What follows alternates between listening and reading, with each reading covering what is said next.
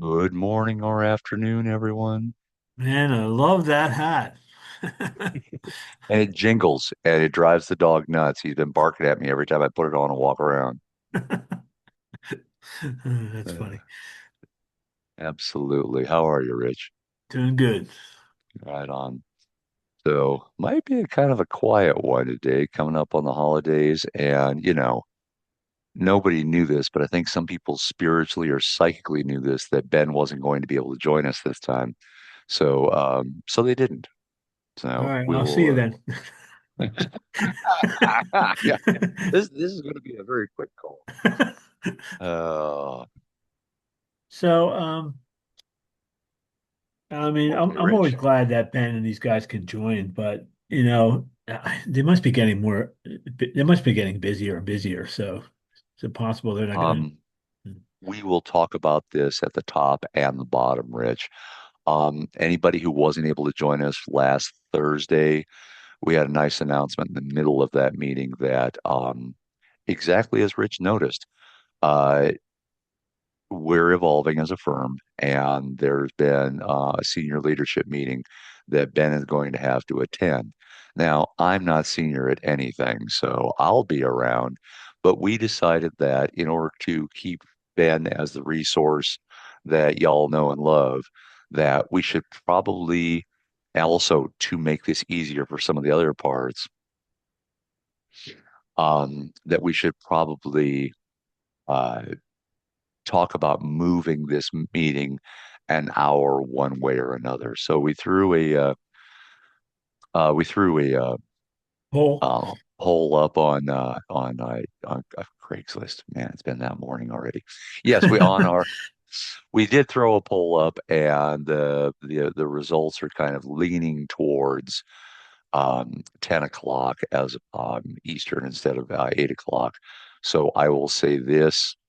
We'll talk again at the top towards the end of the call, but let us know what works best for you guys. We're not going to be able to make everybody happy for sure, but if this meeting were to slide an hour one way or another, I think that's what's going to have to happen. That works for me either way. Yeah, yeah. I know you're too easygoing. You're too nice of a guy. You should be a jerk more often.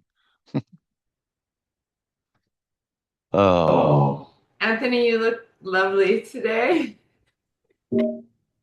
I was telling some of the gents here that my dog doesn't like it because it jingles. There's little bells in it, um, and he doesn't like it's not the right shape for my head. Oh, so we'll give everybody else just another minute or two to come wandering in. And Gina, it's always like, do you just use like APC boxes as furniture? Because I think that same set of boxes has been there for about 2 months. Those are a couple computers that are going out today, actually. Kayla's Hey, taking yeah. them on site. So she just warned me. She's like, I gotta shit, those computers are in your office. You gotta turn off your camera when I come in. Or she can come say hi, actually. So maybe I'll keep my camera on. You guys haven't seen Kale since Excellent, Vegas. excellent. And you, yeah, absolutely don't turn your camera off. We all want to wave and say hi at her. And we can see our friend Tim is far more festive than I. My backgrounds didn't work with this hat. So, Tim, how are you, my friend? I'm doing well. How are you guys? Beauty day, beauty day. Um, so again, we'll talk about this a little bit later, but we're going to talk about where and when we're moving this meeting to better accommodate um, how busy we are all getting here. Um, we tend to wear a lot of hats in the startup world. And anybody who saw us go through that, hey, I got a billing issue. I'll talk to Anthony. Oh, I've got some dev issue. I'll talk to my account manager or Maya or something. We did that, and that's just part of it. And as leadership here at Kaseya kind of wants to put their foot on the gas a little more, perhaps, and get those faster results, progress over perfection, I think you're going to see a bit more of that. And something's got to give. And often it's, okay, this old schedule worked. we're going to talk about a new schedule for this particular meeting. So we'll talk about that here in a bit. Yeah, that's actually the only thing real in that picture is the hat. Everything else is deep faked. Um, there we are. Exactly, Sam. And let me let a couple more folks in. Well, I suppose we have to let Enrique in. Um, Enrique, how are you, my friend? Good morning, Senor Anthony. Morning. I like the outfit. Got to do something fun once in a while. And this is approaching our last opportunity to be cheerful before the new Yeah. year slides in. I see a couple of new names. We're not going to ask you to stand up and tell us a little bit about yourself unless you really want to. But at the top, we always like to ask, how is the platform treating you guys? Is there anything there that's making you smile? Is there anything that makes you want to pound your head on the wall? Is there anything che- oh, there'll be plenty of cheer in the new year, Rich. Trust me, I have a well-stocked liquor cabinet and I'm taking some time off. But um, we do want to kind of talk about what's going on the platform. Do you have any technical questions? Anything that we can sort of dive into and help give you some guidance here. So I'll open the floor and see if I get more than my usual radio silence. Well, I have a question. Maybe you Bring it. can help point out. So we recently onboarded a client who happens to be GCC High, and I was going through and I remembered I don't think SaaS Alert supports GCC High, and the documentation when I looked it up says does not support. I just wanted to clarify. Does not support as in if I try connecting it, I'm on my own if it blows up, or does not support as in you can't connect SaaS Alerts to GCC High? That is an excellent question, Sam. So, for anybody who has not gone down that torturous path, if your client is in GCC High, they have had to be FedRAMP certified, and that is not an easy process. It is painful beyond words, and it is as expensive. It's expensive as hell, and maintaining it is not cheap. So I have tons of respect for clients that have the need and have gone through that. Now that they're FedRAMP certified, where do they put their data? Well, they want to put it in GCC High because that's what they have to do. All of the APIs are different, Sam. You can try to connect them and it's just going to fail. So there's no meat on that bone. Now, GCC, absolutely. See you, Corey. Give 1 second. Um, and are we working on that? 100%, Sam. For anybody who's newer to the platform or newer to our space, when we started this little, I don't have the sign up, it says SaaS Alerts. So we started the little SaaS Alerts project. We had a compliance officer before we ever laid down any code. We were wireframing when Keith became our compliance officer. Keith's a great guy, expert in compliance, and he gave us fantastic guidance all along. So from day one, when we built the platform, our watchwords were compliance, security, and usability in that order. Now, there are 43 SKUs that Kaseya sells that are all in this same glide path. We all have to get there. We have to. It's just a simple statement of fact. And hey, my friend Keith, and you may have met our friend Chip Buck, are going to be rather heavily involved in the GCC High project. I won't tell you who. One of them is rather optimistic that by next fall I'll have a better answer for you, Sam. One of them is a little more pessimistic and says it's likely to happen 2026, but it might slide to 27. I I've seen these guys work miracles and motivate teams in fantastic ways. I'm glad, Sujit. Um, so the short answer is GCC all day long, twice on Sundays. GCC High, come see me next summer or fall, and we may start looking for guinea pigs. We've got a number of them queued up, Sam. So does that answer all your questions? Yes, that answers my Very question that I good. was sent with. Excellent. And where did we go? Where was the It was Corey? Corey, I There you are. believe. Yeah. Corey, how can we help you, man? Hey guys, first time here. Um, I sat down with Tim a couple of weeks ago, and we went through getting set up with the respond rules, and I'm really struggling with the logic and specifically ORs. Um, we'd set up the trigger for brute force attack, and it seems like it's ORing one of the rules that so I'm getting a lot of false positives. Let's put it that way. And I'm just wondering if we could maybe review how the logic works. Like what am I doing wrong here? Absolutely. Corey, did you want us to share and do some sort of generic stuff, or do you want me to stop recording and have you share with the audience here what your Oh, I world can looks share like? I can share my screen. There's no proprietary information on here. So If you're And open I to can that, go ahead and I can go ahead and tell you Yeah. too, my talking track on that, Corey, since we last spoke has changed slightly. I just can't go back and okay, correct every customer. What I came perfect. across is that you are going to have users that are already exposed as far as user count or users go, and they're being brute force constantly. Your false positives are coming in from the perspective of it's just an unlucky login time frame from which they were being brute forced and the user successfully getting in.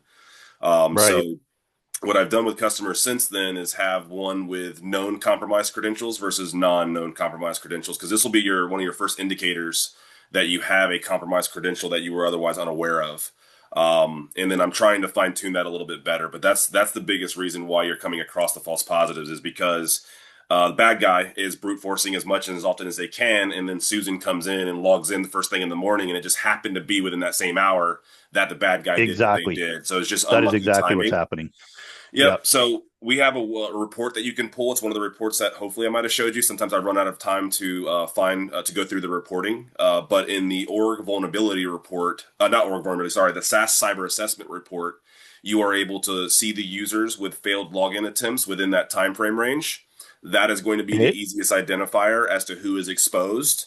And then I exclude those individuals from this rule, and I have a separate rule now for those that I know are exposed, and I add more logic to it to stop those false positives from happening, Okay.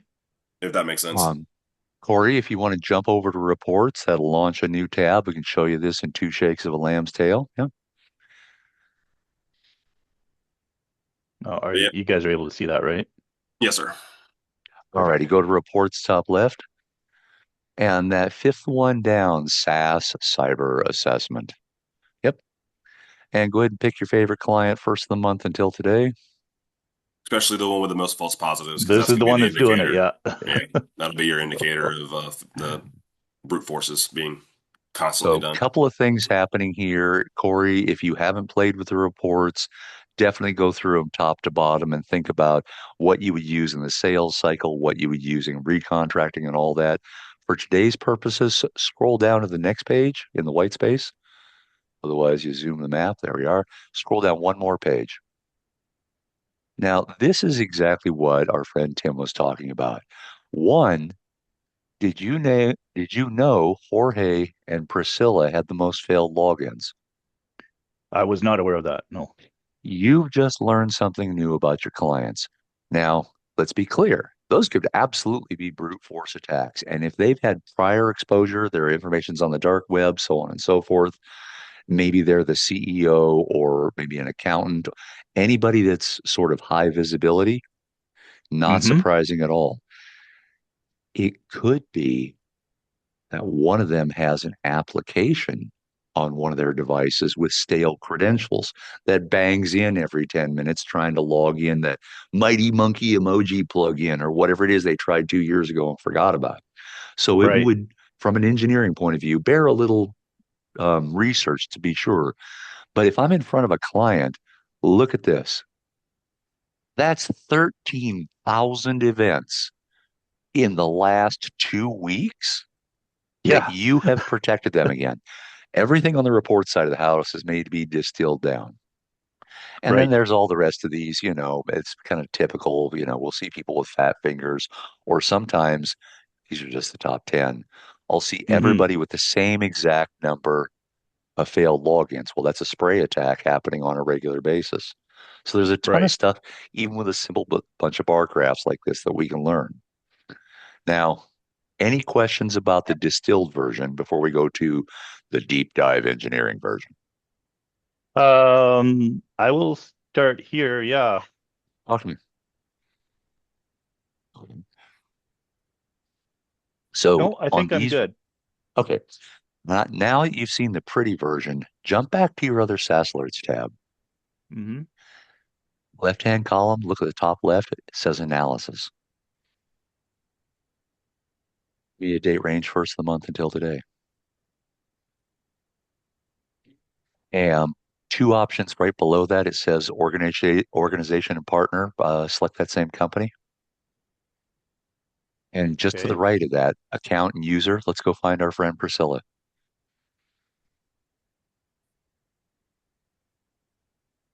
And this is the slowest search ever. Hate it. It's getting better. Now, right above that, I want you to type in that event Uh-huh. type fail.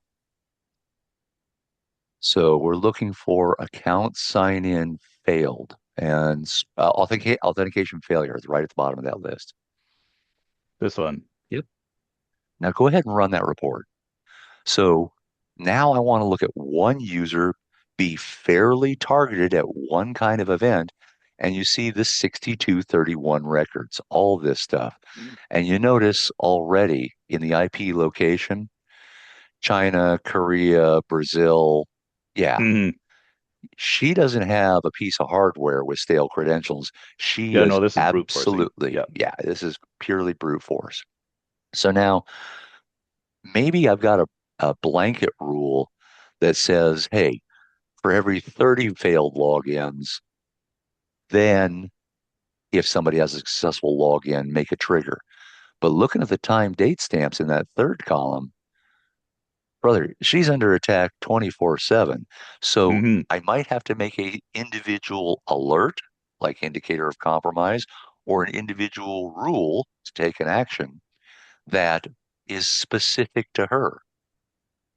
So the whole point of this exercise was to show you the distilled version that the clients can understand. If they want more details, we can show them far more details. And there's an export button up at the top right if you want to just absolutely bury them in paperwork. And what can I learn from this? Maybe attack methodology, but as long as Priscilla at exists, you can't stop it. Really, all we can do is use it as a marketing exercise over on the Make sure they have their MFA turned on oh, and yeah, absolutely, absolutely, Corey. Yeah, yeah. No, yeah. use this as a carrot and stick to make sure they understand that, legacy auth is blocked and all kinds of stuff. Mm-hmm. Yeah, no, because I'm seeing a couple of different kinds of IDS blocked and bad passwords and all kinds of stuff. Mm-hmm. So she's very popular. And if you haven't noticed, click on one of those red IPs. So this isn't super helpful because we know she's under attack all the time. But from that IP in China, we've seen tons of attacks and abuse and threats. And because it's in pretty colors, sometimes this shows well in front of the clients to just help Right. them understand that you've got a very deep understanding. Right. Tim, did I miss Okay. anything to No, help Corey on his way? no, but if we have time, I can walk through the other flavor of that rule, so that way you can kind of have both of your rules in place if you guys want, real quick, and what I've changed my talking pitch to. So yeah, so go back to your rules for me, Please. Corey, Mm-hmm. and then grab that rule and duplicate it. Yep, and then edit it. And then when we name this one, get rid of the duplicate part, and then just do like a space dash known exposed accounts, or however you want to label that. Just or so that way up there at the top where the name of the rule is. Yeah, Oh, it's editable. Okay. yeah, there you go. Yep. It's not very intuitive. I would have called it Corey's best idea all December, but I don't Known know if I. exposed accounts. So yeah, I would do known exposed accounts. So that way it's very clear in the rule name versus known accounts. I would say that they're Oh, okay. exposed. Yeah, that way, because you know these are exposed on the dark web. People actually have access to these credentials, or at least the username, at least, obviously. Right. And then go to your orgs and accounts. And this is where I'm going to do for all orgs, but for accounts there, I'm unchecking the include for all. We don't want to do that. I want Okay. to add that user to this rule, only that user. So this will be my rule only for exposed users. There you go. Right. And then And then the I next, could add Jorge as well, right? yeah, absolutely, mine as well. And then what you'll Yeah. do is from the other rule is you'll exclude them from that rule. So a little bit of cleanup to do, but it'll be nice when it's in place. And then go to conditions because obviously, again, these are the third tab over, next tab over from orgs and Right. accounts. So here we want to add obviously some different logic in, like what Anthony said. So we might increase that brute force number to up to 30 if you want to do so. However, I'm going to leave it at 10 for now and just add another and statement into my logic. And this is where we're going to, what do the bad guys like to do, right? So I'm going to come in here and type in email. They like to enable rules. They like to enable forwarding rules. They like to mess with MFA. So I'm going to add in the email forwarding rule changed and then type in email again, add in another factor here for, because remember, any of these could be true and it'll trigger. So the one, Mm-hmm. two below, email rule enabled, and then type out MFA. And then MFA said you can do, no, type in multi. It might be multi-factor.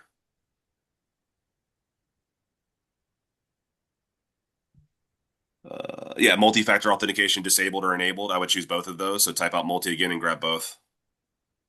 And then you can just keep compounding it onto behaviors that you know are indicative of bad guys for the ones that you know to be exposed. So for the other people that I have no proof that Susan's been exposed, I'd rather be safe than sorry. Kick her out the first time it happens. Once I Mm-hmm. prove that she's been exposed, then I'm going to switch her over to this rule where it's now, hey, I know you're exposed. They do log in successfully. They're going to do one of these things most likely very quickly, then trigger my rule again because now you're doing bad guy behavior once you get into the actual system. Change the occurrence down there to one time in 15 minutes as well. Because again, they're typically going to make these changes fairly quickly when they get in if they Very do. quick. Yeah. And then minutes. And then go ahead and activate that rule. Again, you can keep compounding that last and statement with any type of actions that you feel a bad guy would take when they do get in successfully. Now go back to your other rule real quick and let's exclude those two users from that rule where these are the ones that are not known, right? These are all my standard users. I don't know that they're exposed yet. So orgs and accounts, second tab. Nope. Yeah, there you go. And then down there where it's now exclusions, yeah, now you're going to exclude Priscilla and Jorge from this list. Right there where you're at, just drop where we have the all accounts check mark already. You have the backup Oh, okay. code. Yep. Leave that on because it flips to exclude. Now exclude those two users.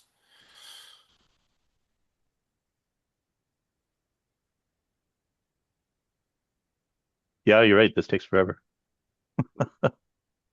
So, and then go ahead and grab Priscilla and go ahead and grab Jorge real quick. And then again, as you adjust those rules, you'll just keep kind of making the modifications here. So that way you stay on top of it. Because again, if a user is freshly exposed, I don't know that or not. And again, bad guys don't always make immediate changes. They typically do, but I always want to have the outlier accounted for as well, which is why, again, the rule is set up to kick them out the first time they ever get in successfully like that. And you can go ahead Right. up to the top and update the rule. So again, just go through the rest of your orgs on that the SaaS Cyber Assessment Report one, and then start making those adjustments on your users and keep going from there. Okay. Cool. And Corey, one of our more mature citizens here, I won't call Sam old, he was asking, hey, why wouldn't I use these events as IOCs and then stack those into as triggers into the rules? And he's not wrong. IOCs is fairly new, and the idea is we wanted to make these alerts coming out of Respond less verbose. When one of these fires, your engineers are going to see one ticket that says, hey, we were successfully able to block this sign in. And a Mm-hmm. whole bunch of text that says, hey, we attempted to block sign in. Oh, and this was the reasons why the rule was set up and what we attempted to do. And there at the bottom, about 14 pages of text down, it'll say this is the triggering event. So that was much of the generation for the reason for indicators of compromise. So a lot of our partners, once they understand the sort of mechanics of how the platform works, they might build an IOC that says 30 failed logins all by itself. They might build something that says one successful login within 15 minutes all by itself, and then use those two alerts as triggering conditions for a brute force login like this. So now, in the future, if you have several different rules all pulling from that same trigger, if you update the trigger in one place, every one of your respond rules gets triggered. That's like a Nice. 300 level class. Come see us when you're ready. Yeah, But yeah. yeah, just know if you start, and some people are totally fine with it, but if it starts to be a bit noisy in your PSA, come see us and we'll continue the conversation. Okay. Cool. Thanks. Absolutely.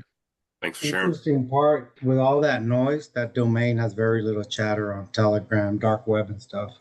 And Hmm. Priscilla doesn't even come out on any list. Yeah, I knew that too. Funny. Somebody's taking it personally. They're gunning for Hmm. Priscilla. That must be it. And the way the credential brokering ecosystem works, if somebody's got something good, they're going to they much if they've done OS int and they think Priscilla can change ACH, until they know they've got access, they're not going to sell that credential. But once they sell that credential, once they do get access, it's worth, let's say, $1 to a credential broker. If it's a credential that can change ACH, that's worth $5. It's a value Hmm. add. And they absolutely are going to do this research to try to make their product worth more to the buyer. So that may be why she's not scattered hither and yon. Or maybe it's an ex-boyfriend, who knows? Any other questions of what we were seeing from our friend Corey?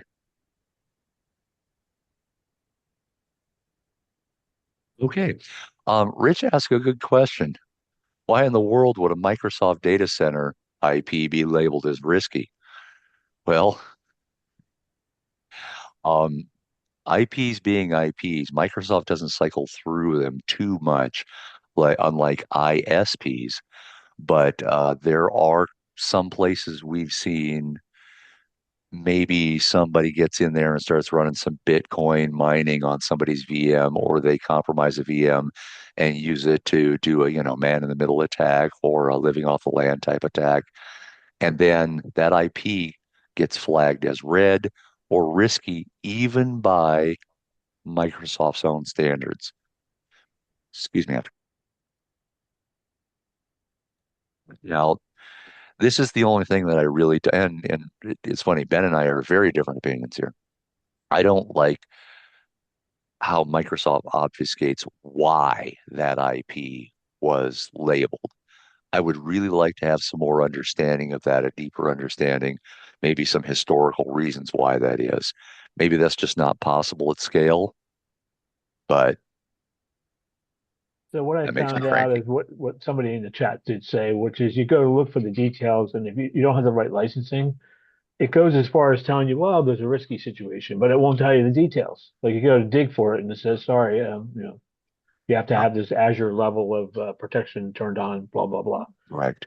So Yeah, I'm and assuming that it must be the impossible travel, because what's happening now is we're rolling clients over to from VMs to AVDs, and every one of them gets flagged. The person just signed in, 10 minutes later after the AVD is cranked up and ready to roll, they sign in and I get a risky report for every single one of them.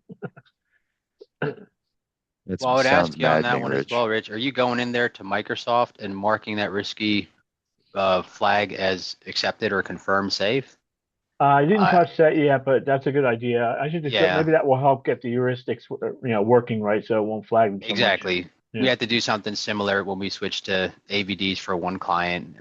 I don't know why they flagged, but we just had to go in there and manually tell Microsoft that this is expected, and then that telemetry upstream corrected itself.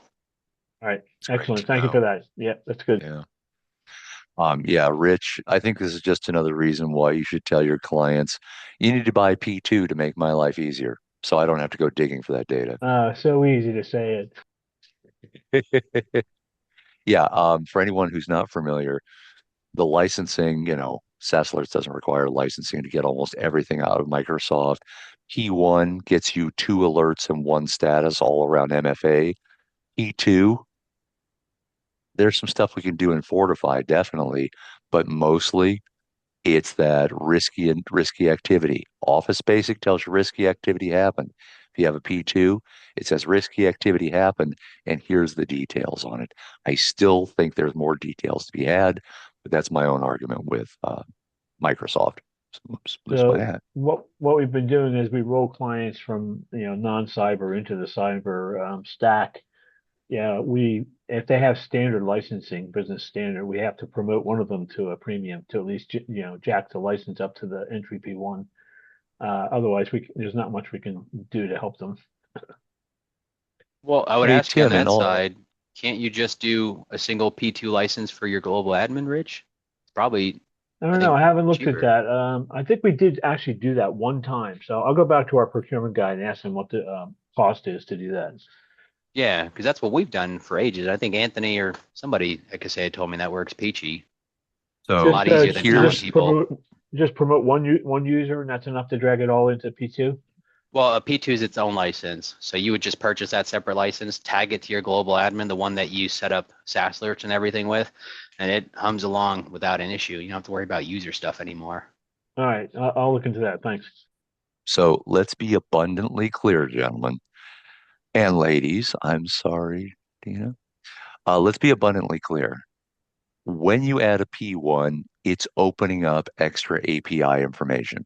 When you add a P2, it's opening up extra API information.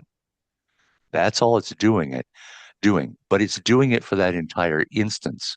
So Sujit is not wrong. You add a P2 to that printer account, to that admin account, all of a sudden, next day, you've got more telemetry there.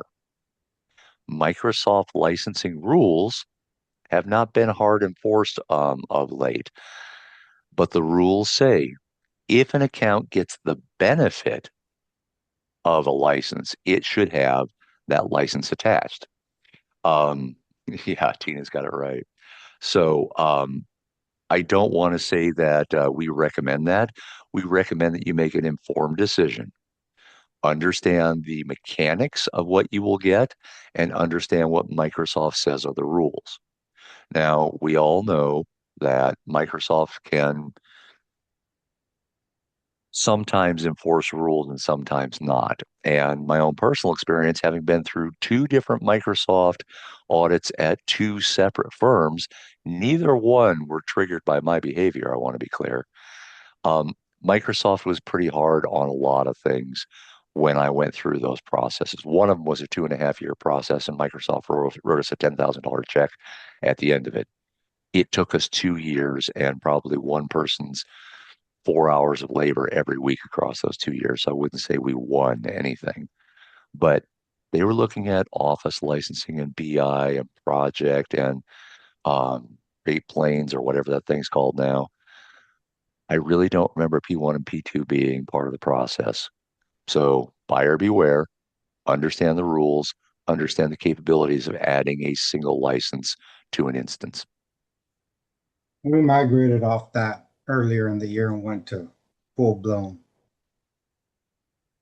A licensing lot of folks, everyone. yeah. And if you have the relationship with your clients to do that, of course, then nobody worries. Everybody sleeps well at night. There's no question then. So good discussion, though. Good discussion. Thanks for bringing that up, guys. Where you could live on the Uh, edge.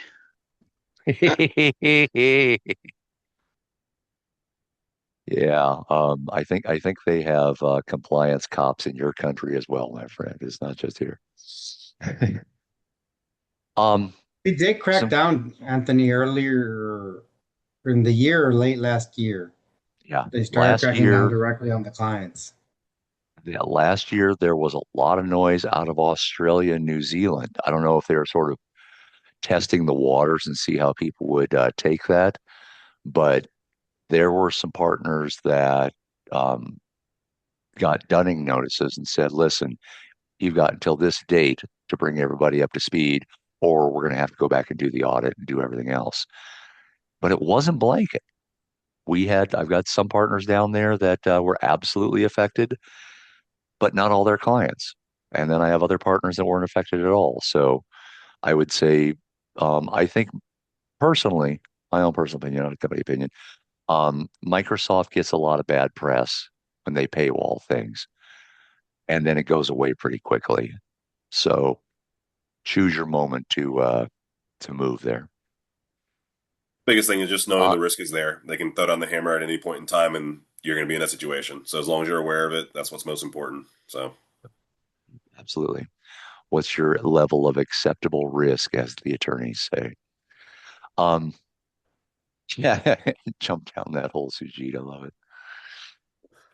Um, any other questions of a technical nature before we start telling bad jokes? What happened is in your Ben? Hey, Enrique, thanks for bringing that up. So we mentioned this as a sort of a drive-by on the Thursday call. Ben and some of our other lead engineers, I want you to think like Adam and Amanda and everything else. Kaseya's got a senior leadership and engineering meeting going on right now, and it's going to be scheduled this hour moving forward. So Oh, we put that's up a true. poll on our Discord. We solicited some opinions, and the last I looked, let me go take a look one more time. The general consensus was that if we had to move this meeting, then 10 Eastern on this same day, or after lunch at 1, which is not going to be friendly to our friend Jan, um, would probably work best for most. So open to discussions about that. Tell me what you love. Tell me what you don't about 10 a.m. on Tuesday. An hour earlier? Yes, That works for me. I think it does for most folks, except those of us. Hi, Tina. We're Tina going will to see be what Tina asleep. looks like without coffee. I still voted yes, but that means 7 a.m. I'm usually out here by 7 a.m. anyway. Gift. My Christmas gift. That's right. I'm here for you, Enrique. Yeah, 7 a.m. is okay in my world. All righty. So I think what we're going to end up doing is running out the end of this year, one more meeting on the 30th at this time, and then starting on the what is it, 6th, 14th, whatever it is, 13th, lucky 13 in January. That'll be our first meeting at the new time to make sure that we're able to telegraph this. If anybody has any heartburn about that, speak now or forever hold your peace. All right, you had your chance. might be difficult to start that. Might be difficult to start that week, Anthony. We'll all be at SKO. I mean, we will all be You're not going to the SKO? no, ProServe doesn't go to SKO. Oh, I thought I used to. Never mind. My bad. I didn't mean to make you jealous. I'm Nope, sorry. You nope. can go. The Oh, peons are good not God, no. allowed at SKO. Please let me go party with a bunch of salesmen. Hey, they throw the best parties. It's something, I'll tell you what. Yeah, we do have the weeks are just stacked. Our sales kickoff is mostly for sales, but other important people go there as well. Um, happens in early January, so we will miss Tim on that first meeting. And then in February, we've got Write a Boom. So I hope to see you all there. Woo! And then obviously in April, if you haven't heard, we do a little thing in Vegas called DattoCon. So I know we'll see many of you there as well. It's not But back called to the purpose. DattoCon. It's called Kaseya Connect. Thank you for paying attention to the marketing and the branding. Yeah. Is it true that they're not doing Miami Nope. anymore? It is No more true. Miami. I Yeah, made this it year was for this the year. grand finale. I'm glad I So did went. I. Hey, That was the after first time you you showed up, we had everybody we ever wanted and moved on. Why? They just gotta ditch that Datto word or what? Oh no, data's No, not going anywhere. It's just that the major one is in Vegas. They want everybody to be out there for the yeah, US based one. I Well, think it's one of those things that you can get to Vegas from anywhere yeah, pretty reasonably. it was way easier for me, but I really enjoyed going to Florida. So Yeah. There are reasons to go to Florida. And I think that and I don't know the specifics to quite be quite frank with you, Tina. Um, nice to meet you, Corey. Bye. it's Um, uh, yeah, I don't know the specifics. But I do know that change was sort of internally telegraphed, and then we went public with it. So, yep, if you're in so will there just be the single event a year, Tim, while he's sneezing? Major events wise, that's all I'm aware of. There'll be the one in the US in Vegas. Then you have the EMEA ones, which those transfer to different countries depending on where they're going to hold them at, and then the one in APAC. So we'll still have the three total per year, but in the three major regions. And then we still have our small Connect locals that we do as well. So your account manager should be in touch with you if there's ever a Connect local in your state. That way you can make those as well because much smaller scale, but they're trying to do the same thing, but on a mini scale, if you will. But I'm not aware of any other major US event outside of the Connect Global now in Vegas. Nothing in Canada. We actually had uh, it. No, we had Connect locals in Canada. Nothing, in not a major one Vancouver. like the global one in Vegas, but we actually I think it was in Vancouver about 2 months ago. And again, those will change provinces every time a Connect local happens, and that's a mini, typically 1 or 2 day event. And we just Mhm. go over a bunch of it's very small but compact for a day or two tops, and then it's nowhere near the scale of what you had in Miami. And so, as some of the people are sort of noting, we will be in Europe, in Prague next year. I don't know the exact dates, June or something.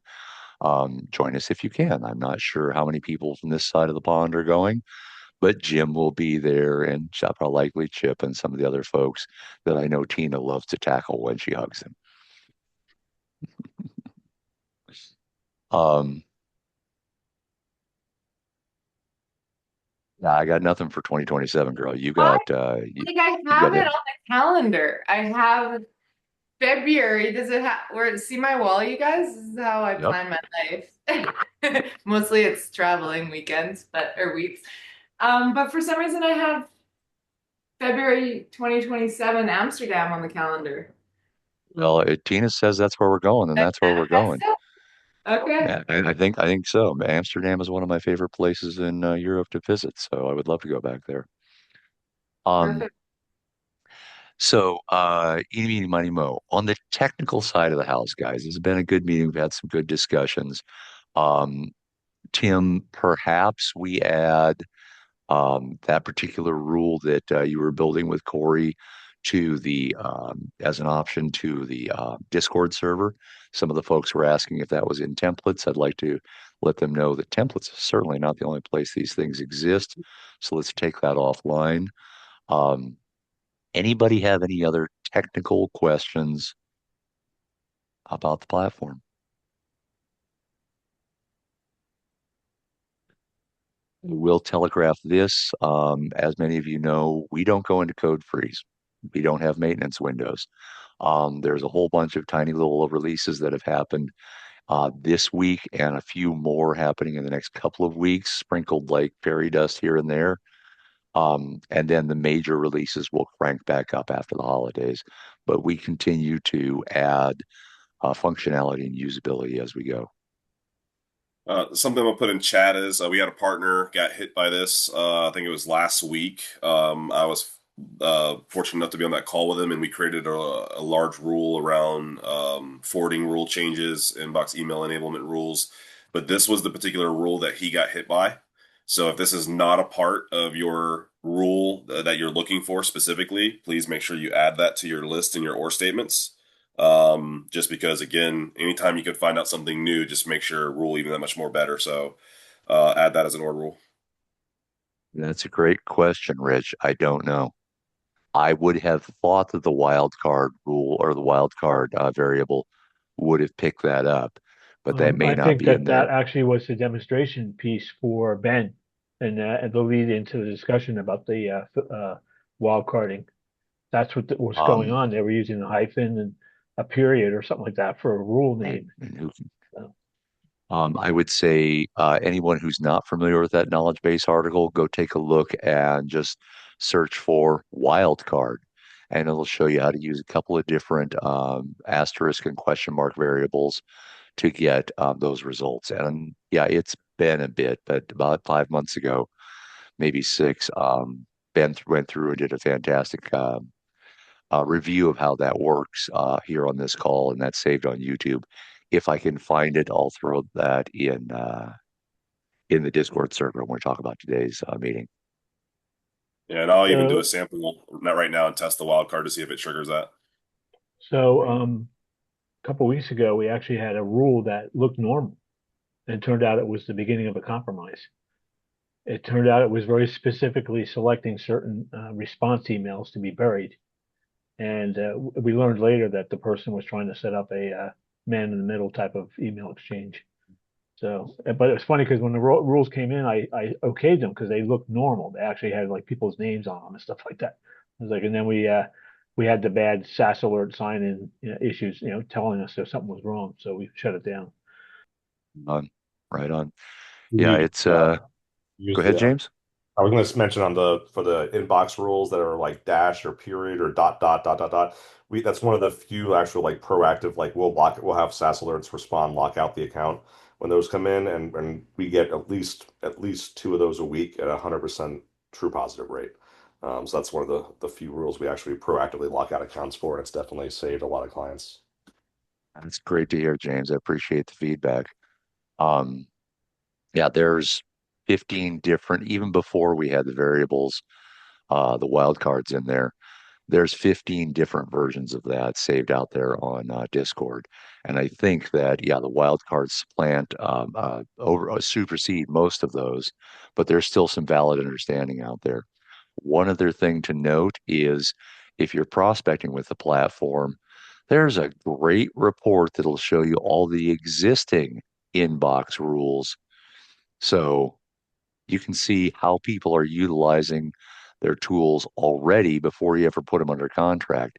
And if you see somebody who regularly uses dots or dashes, then we know we have to have a chat. Or my favorite is, we've seen this a few times. People set up an email forwarding rule that says, hey, if it came from no before, mark it as read and put it in my deleted files. So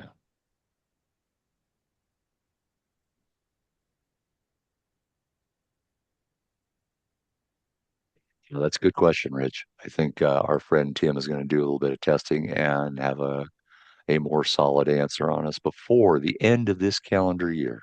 It was really in comment to the fellow that just spoke before that when they said they had one James. or two of these a day or a year or whatever. I mean, a week. In that case, is your rule set up specifically for looking for the hyphen and looking for dots and stuff like that, so you can close those accounts with some confidence.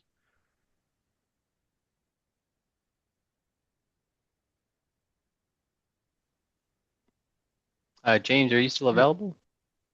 Yeah, James, I think that question was for you. I'm sorry, I was James, answering Roy. a message internally. What was the question? So in the case for doing the rule for the hyphen or dots, do you look explicitly for them so that you can shut down the account and with some confidence, or do you use Um, wildcarding? we actually, I think originally I was doing specifically dot and dot dot and dot dot dot and things like that. Then we started noticing threat actors were using like A and B and like Z and things like that. So I think we started doing like any single one letter or one symbol wildcard.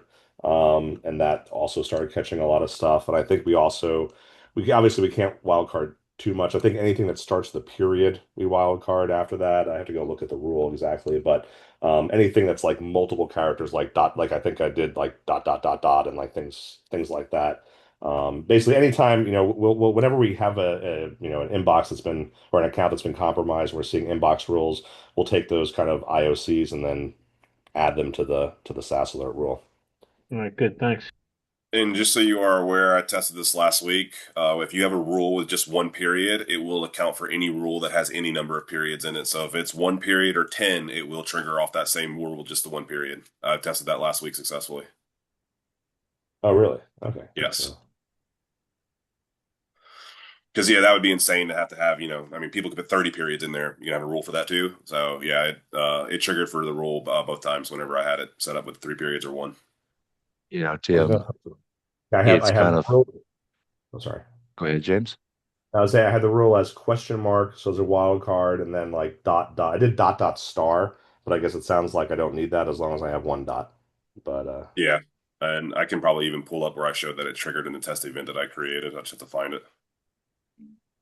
Tim, you have no idea how much more user-friendly this platform gets every bloody year. Small changes like that, um, and I love our devs for that. And I love hearing from you people about what's working and what's not. So the next time you're on the platform, go to help and look at the ideas portal. Gives us some thumbs up or thumbs down on anything that you think is a good idea or a terrible, terrible, terrible idea. Or if you don't see your ideas in there, join the conversation. Sam, I know you're an outlier, so sorry. I James, did what's shaking, man? I did have one question since we're on this subject, Mhm. and I couldn't figure. I was trying to figure out a way to do it, and I tried a few methods. It didn't seem to work. Is there any way, as opposed to looking just at the inbox rule name, you can also look at the contents of the rule, more specifically like RSS feeds? Because obviously, a lot of times people use malicious rule. Very rarely will anyone intentionally have direct email into RSS feeds. But malicious rules 99% of the, or if it's 99% of the time, it's going to be RSS feeds or something like that. Conversation history. Is there any way we can create a rule that specifically looks for that inside of the alert? We That actually should do have that. go ahead, Sam. If you go to the Discord, if you're not in it, the most recent version of the risky inbox rule that Ben has put together, he's got it all laid out for you can look for any number of periods, single letter wildcard, RSS feed, conversation history. It's got some of those most common ones. Is this in the the community templates you're talking about, or Discord? Something in Discord? This was over in the Discord. I don't Discord. think it's in the community templates at the moment. Oh, okay. I'm in the Discord group, I think. Do you know? Let me see if I can find out where. In here real quick, just so I can show you guys the proof. Not that you don't believe me, but just to show you it in action, just a little bit here. So here's the IOC that I created, right? Just to test an email rule change. And here's the one where I have just that single period right there. And then through the settings and then PSA, I created two different test events, one with a singular period and then one with multiple periods. And then here's where you can see where the event rule that I created had the inbox for multiple periods, and it did trigger the IOC. So it absolutely does work, whether it's one period or many. Good to know. Thank you. Absolutely. Where is Also, go ahead. where is the rule you're mentioning? Is it rule contribution, that channel? I believe so, yes. Oh, Jake Tarrant, risky inbox rules. Yep. Okay, thank you. Yeah, poke around and play with those, James. Also, if you want the raw JSON, that email forwarding rule report gives you that. You can get as detailed and granular. And I think all of the things you're asking about, RSS feed or forward to my deleted items or whatever, is in the JDA, the Joint Description Additional. So you should be able to flash off keywords in there.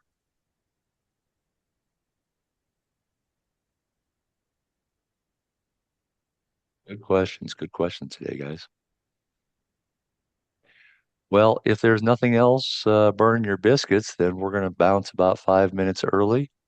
I want to thank y'all for your feedback. I want to thank y'all for your questions today. I like all y'all people, or however I'm supposed to say it, Sujit, to have a fantastic week. And if you can join us Thursday, great. If not, I look forward to talking to you in about 2 weeks. Let us know how we can help. Guys, Merry you guys Christmas, have a everybody. happy holidays. Stay safe. You betcha. Thanks, Absolutely. Alcon. Bye-bye. You guys have a Merry Christmas.